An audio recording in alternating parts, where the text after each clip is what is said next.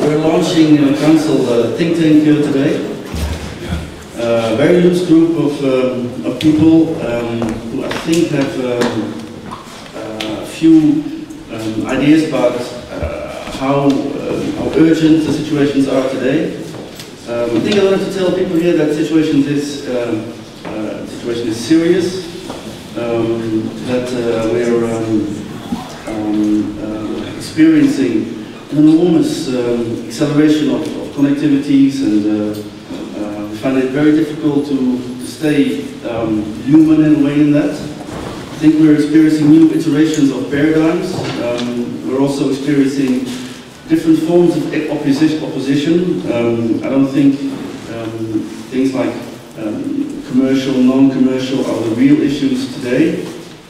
Basically, the issue is more human, non-human, as you can sort of look at it, or having a kind of sense or sensibility to life and living itself. How this will look, I think, is very much up to us. And here today, we have a lot of different players in a lot of different positions who I think are actually able to build this new future internet or this new Internet of Things. So I hope that apart from listening in the talks and working in the workshops, we will be able in the coming years to actually define some very simple and clear design guidelines for this Internet of Things, and maybe also some very clear and simple design guidelines for us, for as designers and artists and thinkers and business people and standard makers and coders and hardware providers and makers, to have some notion of practical ethics of how and where we stand in this huge connected world. So I think that one of the great things about today is that it brings in the same room people who I consider to be partners in this conversation around the Internet of Things, also people who are friends who I haven't seen in a very long time, who are all part of a general conversation about where we should be about the connected objects, devices, infrastructure, systems that we're living with and that we're trying to design around. And I think that the work that both my company Tinkerit and also other people's small companies, large organizations have a say in how those design regulation standards, whatever you want to call them, need to exist and how they need to be shaped. So they need to be shaped both by the large players and also the very small ones, the two-people shops, the very, very small SMEs. I also look at the schedule today and I'm extremely excited because there's some people that I haven't had the opportunity to come and speak, speak, and I hope that it's also as exciting for you. In The Economist later, there was an online debate where the motion was, which The Economist put forward, was this House believes that the cloud cannot be entirely trusted. It was very interesting to follow this discussion. And the outcome was that 47% agreed with the statement and 53% were opposed. So you could see it was approximately 50-50. So some people, half of the people believe, at least of the 2,000-something people who participated in the discussion, believe that data on the cloud which come out of the internet can be trusted, and others don't. Now let's analyze what's going on here. The web becomes the computer and provides the storage of the data. But the question would be, what about the reliability of the information which is being provided? Who is the authoritative source of the underlying data?